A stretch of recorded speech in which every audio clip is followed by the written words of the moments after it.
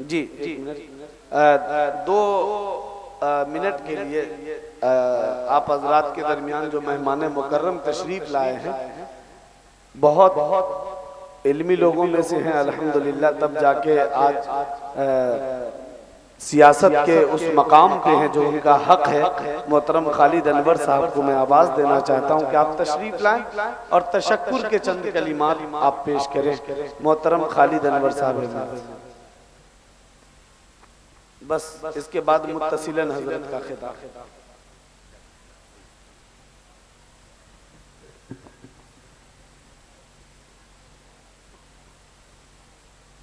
बिस्मिल्लाहिर्रहमानिर्रहीम। अस्सलामु अलैकुम वरहमतुल्लाह। मैं इस मदरसे के जिम्मेदारान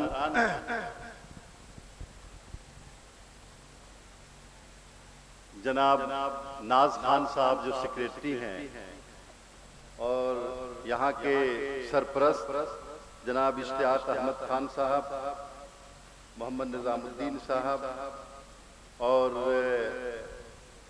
इस प्रोग्राम के सेक्रेटरी जनाब वसील अहमद खान साहब, सभी लोगों को मुबारकबाद देता हूँ कि बहुत ही अच्छा प्रोग्राम आप लोगों ने किया।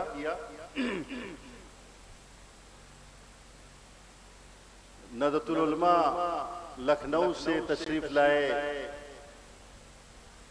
मौलाना खालिद गाजीपुरी नदवी साहब, उनका मैं शुक्रगुजार हूँ कि आप बिहार तशरीफ लाए हैं। मैं तमाम बिहार वालों की तरफ से आपका इस्तकबाल करता हूँ, खुशामदीद कहता हूँ और जितने उलमाए कराम हैं यहाँ पे सभी लोगों का मैं शुक्रिया अदा करता हूँ। ये एक इस्लाही जलसा है और हम लोगों को आप लोगों के बीच आना था मिलने के लिए। मैं मौलाना खालिद गाजीपुरी नदवी साहब को आप लोगों की तरफ से और बिहार वालों की तरफ से, बिहार सरकार की तरफ से दिल की गहराइयों से इस्तकबाल करते हुए मैं उनको ये बताना चाहता हूँ कि बिहार आज अमन, भाईचारा, तालीम, जबान, तहजीब और सकाफत के तहफ़्फ़ुज़ के मामले में बहुत आगे निकल गया। आप उत्तर प्रदेश में रहते हैं जहां की सरकार हमारी जबान के खिलाफ, हमारी तहजीब के खिलाफ, हमारे मदरसों के खिलाफ और हमारी तमाम अलामतों के खिलाफ बरसरे पैकार है। लेकिन ये बिहार सरकार है, यहाँ नीतीश कुमार है, जिनकी रोशनी आपको हर जगह नजर आएगी। हमारे यहाँ मदरसे भी महफूज, खानकाहें भी महफूज, मसाजिद भी महफूज, जबान भी महफूज, तहजीब भी महफूज और हम सबको वो सब कुछ करने की आज़ादी हासिल है जो हमारे दस्तूर ने हमको दी है। अल्लामा इकबाल का एक शेर मुझे याद आ रहा है, कभी ऐ नौजवान मुस्लिम तदब्बुर भी किया तूने, कभी ऐ नौजवान मुस्लिम तदब्बुर भी किया तूने, वो क्या गर्दू था जिसका तू है एक टूटा हुआ तारा। तुझे आबा से अपने कोई निस्बत हो नहीं सकती कि तू गुफ्तार, वो किरदार, तू साबित, वो सैयारा। मेरे भाइयों, ये इस्लाह मुआशरा का प्रोग्राम है और बहुत मशहूर शेर है कि गला तो घोट दिया अहले मदरसा ने तेरा, कहां से आए सदा ला इलाहा इल्लल्लाह। ये इस्लाह मुआशरा के प्रोग्राम में हम जमा हैं। हमें अपना मुहासबा, हमें अपना तज्जिया करना चाहिए कि हम कौन लोग हैं, हम इस दुनिया में किस लिए बर्पा किए गए हैं। हमारा नाम अगर अब्दुल्ला है तो ये अब्दुल्ला नाम क्यों रखा गया है। अब्दुल्ला और भगवान लाल में क्या फर्क होना चाहिए, हमें अपना मुहासबा करना पड़ेगा। हम दुनिया की दौड़ में ऐसे घुल मिल गए हैं कि हमने अपनी शनाख्त खो दी है। हम ये भूल गए हैं कि इस दुनिया में हम क्यों आए हैं। मैंने इसीलिए ये शेर पढ़ा अकबर इलाहाबादी का कि गला तो घोंट दिया अहले मदरसा ने तेरा, कहां से आए सदा ला इलाहा इल्लल्लाह। ला इलाहा इल्लल्लाह का मतलब क्या है और क्यों हम मुसलमान हैं। हम अगर आज इस्लाह मुआशरा के लिए, समाज की इस्लाह के लिए मदरसों का क़याम कर रहे हैं, जलसों को सजा रहे हैं, तो हमें सबसे पहले अपनी हैसियत पहचाननी होगी कि हम हैं कौन, हम किस दीन को मानने वाले हैं। हमारे नबी, प्यारे नबी सल्लल्लाहु अलैहि वसल्लम क्या चाहते थे, अल्लाह ताला ने उनको इस दुनिया में क्यों भेजा। मौलाना अबुल कलाम आजाद का नाम सुना होगा आप लोगों ने, बहुत सारे लोगों ने नहीं सुना होगा। एक बहुत बड़े मौलाना थे, इमामुल हिंद कहा जाता है उनको, मौलाना अबुल कलाम आजाद।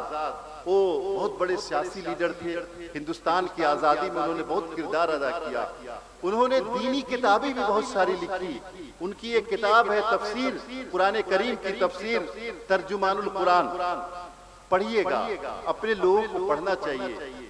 मौलाना अबुल कलाम आजाद ने तर्जुमानुल कुरान के मुकदमे में बहुत लंबी बहस की इसके ऊपर कि ये दीन इस्लाम जो प्यारे नबी सल्लल्लाहु अलैहि वसल्लम को दिया गया, क्यों दिया गया और क्यों बेइज्जत हुई, वजह क्या थी। उन्होंने साफ साफ लिखा कि तौहीद के ऐलान के बाद जो सबसे बड़ी जरूरत थी इंसानियत की, वो जरूरत ये थी कि मजहब के नाम पे, धर्म के नाम पे और मसलक के नाम पे जो झगड़े हो रहे थे, उन झगड़ों को खत्म किया जाए। मौलाना अबुल कलाम आजाद ने लिखा कि कुल या अहलल किताब तालू इला कलिमतिन सवाइन बैनना व बैनकुम अल्ला नअबुद इल्लल्लाह। इस कुरान करीम की आयत का मकसद और अल्लाह के रसूल की बेइज्जत का मकसद ये था कि इंसानियत अमन के साथ जिंदगी गुजारे, मजहब के नाम पे झगड़े न करे, फसाद न करे। और ये हम मुसलमानों की जिम्मेदारी है कि अगर कोई फसाद करना चाहता है, किसी को दबाना चाहता है, कोई मजहब और जुबान के नाम पे लड़ने के लिए आमादा होता है, हमें उन झगड़ों को खत्म करना है। यहाँ पे कोई सारे इंसान अमन के साथ जिंदगी गुजारे, अल्लाह की जमीन पर पुरअमन जिंदगी गुजारे, उनके ऊपर जुल्म न हो, उनके ऊपर ज्यादती न हो, किसी का हक न मारा जाए, किसी का हक न छीना जाए, किसी को दबाया न जाए, किसी की जमीन न जोती जाए, किसी के मजहबी जगह पे हमला न किया जाए, किसी की आजादी पे हमला न हो। इसकी जिम्मेदारी अल्लाह तबारक व तआला ने मुसलमानों पर दी है। लेकिन हम भूल गए, हमें सिर्फ ये याद है कि मस्जिद हमारी है, हमें ये याद नहीं है कि मंदिरों की हिफाजत की जिम्मेदारी भी अगर हमारे मोहल्ले में है तो हमारी है। हमको याद नहीं है, हम अपने पड़ोसियों की फिक्र नहीं करते, हम अपने गांव वालों की फिक्र नहीं करते, हमारे यहाँ जो दलित रहते उनकी फिक्र नहीं करते, हम पिछड़ों की फिक्र नहीं करते, हम किसी की फिक्र करने को तैयार नहीं है। फिर क्यों कर मुसलमान हैं हम, किस लिए मुसलमान हैं? पंज वक्ता नमाजें अदा करने के लिए हम मुसलमान हैं। माफ कीजिएगा, इस्लाम दुनिया में सिर्फ नमाज पढ़वाने के लिए नहीं आया, इस्लाम दुनिया में अमन कायम करने के लिए और पूरी दुनिया में इंसाफ की बालादस्ती के लिए आया है। और ये हमारी जिम्मेदारी है, हम मुसलमानों की जिम्मेदारी है। हमने अपनी जिम्मेदारियां भुला दी। मैं पढ़ रहा था खुतबे सदारत के अंदर बहुत अच्छी अच्छी बातें लिखी हुई हैं। वक्फ बिल आया है, इसको रिजेक्ट करना है।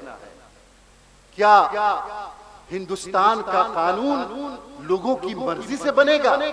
हिंदुस्तान का कानून पार्लियामेंट में बनता है, हिंदुस्तान का कानून पार्लियामेंट से पास होता है। हमारी पार्लियामेंट में क्या मौजूद है? हम कितने हैं? हम क्या पार्लियामेंट के कानून को रोक सकते हैं? हमने समझा है कि इस मुल्क में जमहूरियत है और पार्लियामेंट में हमारी नुमाइंदगी की जरूरत है। हम नहीं समझते। लोग कहते हैं 15% है, क्या हो जाएगा? माफ कीजिएगा, जब 1% हम थे तब दुनिया में हुकूमत कर रहे थे। ये हमारी गलतियां हैं। आप याद कीजिए, एक आदमी अरब से चल करके तिजारत करने आया, आज से 1400 साल पहले, 1300 साल पहले तिजारत करने आया। 1 साल तिजारत किया, लोग वहां के सारे हिंदू जमा हुए, कहा कि आप हमारे राजा बन जाइए। कहा कि मैं तो अकेला आदमी, मैं तिजारत करने आया, कैसे राजा बन जाऊं? कहा नहीं, बहुत आप अच्छे हैं, झूठ नहीं बोलते, हमारी औरतों की इज्जत करते हैं, आप दीनदार हैं, आप खयानत नहीं करते हैं, आप जुल्म नहीं करते हैं, आप बहुत इंसाफ करते हैं, आप बहुत अच्छे आदमी हैं, हमारे राजा बनिए आप। तमाम हिंदुओं ने मिलकर उनको राजा बना दिया। क्यों? इस्लामी जो अहकामात थे उसको अपनी जिंदगी में अमली तौर पर उतारने की वजह से आज के दिन की बात मैं बता रहा हूं, पटना जिला में 2 पंचायत ऐसा है जहां इकलौता मुसलमान का घर है और पूरे पंचायत के लोग हिंदू लोग मिलकर के उसको अपना मुखिया बनाते हैं। मेरे भाइयों, हम अपना मुहासबा करें, हम मुसलमान अपना मुहासबा करें, हम कहां खड़े हैं, हम क्या कर रहे हैं और हमको दुनिया में अल्लाह तबारक व तआला ने किस लिए भेजा है। कुरान करीम की आयत है, वकुंतुम खैर उम्मतिन उखरिजत लिन्नास। उलमाए कराम बताएंगे इस कुरान करीम की आयत का मकसद क्या है। हमको दुनिया में लोगों के लिए भेजा गया है, अपने बाल बच्चों में लग करके दुनिया इस्लामी अहकामात को फरामोश कर देना हमारी जिम्मेदारी नहीं है। हमारी जिम्मेदारी यह है कि हम दुनिया वालों की फिक्र करें, दुनिया के लोगों की खबर लें और सबकी खबर लेकर के हम एक अच्छे मुसलमान बन करके दिखाएं। बहरहाल मैंने बहुत बात कह दी, इतना कहने का वक्त नहीं था। मैं एक मर्तबा फिर तमाम लोगों का शुक्रिया अदा करता हूं और जिन लोगों ने ये प्रोग्राम किया उनको भी मुबारकबाद देता हूं। इस तरह का प्रोग्राम होना चाहिए। बहुत बहुत शुक्रिया और इंशाअल्लाह फिर आना होगा, आप लोगों से मिलना होगा। बहुत शुक्रिया। माशाअल्लाह भाई, एक इल्मी मबाहिस और अल्हम्दुलिल्लाह इस वक्त एक बहुत हम और आप जो है खूबसूरत गुफ्तगू से महसूस व मुस्तफीद हो रहे थे। माशाअल्लाह मुझे फ़ख्र है कि मेरे बिहार में इतने पढ़े लिखे, इतने काबिल और इतने मुअज़्ज़ज़ मोहतरम इतने मोहतरम लोग हैं इक़्तिदार में। देखिए, जो लोग बाहर हैं वो अंदर तशरीफ ले आए, क्योंकि बहुत देर से डाइस पे हज़रत मौलाना तशरीफ